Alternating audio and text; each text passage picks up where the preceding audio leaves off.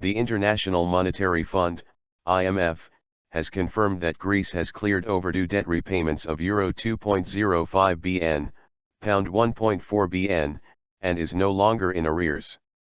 The repayments, and another for Euro 4.2 bn to the European Central Bank, ECB, due on Monday, came after the EU made Greece a short-term loan of Euro 7 bn. Cash-strapped Greece missed one repayment to the IMF in June and another earlier this month. Earlier on Monday, Greek banks reopened after being closed for 3 weeks. However, many restrictions remain and Greeks are facing price rises with an increase in value-added tax, VAT. IMF spokesman Gerry Rice confirmed in a statement that Greece had repaid the totality of its arrears.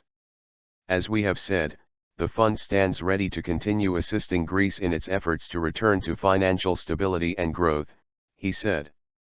Greece missed its first repayment to the IMF on June 30 and another on July 13 during deadlock over negotiations for a third bailout.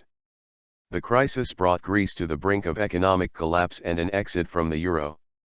The government has since reached a cash for reforms deal with its creditors and negotiations are due to begin on the proposed Euro 86 bn rescue package.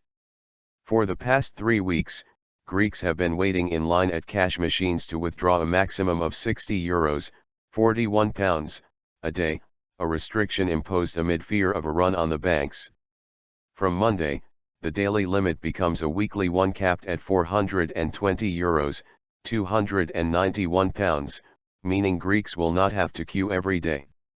However, a block on transfers to foreign banks and a ban on cashing checks remain in place. VAT is rising from 13% to 23%, meaning Greeks will pay more on a range of goods and services, including taxis and restaurants.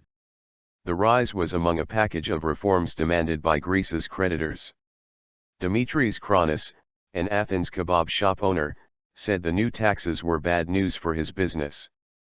"I can't put up my prices because I'll have no customers at all," he said. "We used to deliver to offices nearby but most of them have closed. People would order a lot and buy food for their colleagues on special occasions. That era is over." Prime Minister Alexis Tsipras faced a rebellion from within his left-wing Syriza party over the tough austerity measures being demanded by other Eurozone leaders, who are among Greece's creditors. But last week's vote in the Greek parliament paved the way for Greece to receive the Euro 7 bn bridging loan that enabled the reopening of the banks. Mr. Tsipras has since replaced his rebel ministers, but analysts say his government has been weakened and fresh elections may be held in September or October. The Greek parliament is due to hold a second vote on Wednesday on measures including justice and banking reforms. The government is again likely to scrape through, supported by opposition parties. Representatives from Greece's creditors, known as the Troika, are due to arrive in the country soon and talks on the new bailout are expected to last about a month.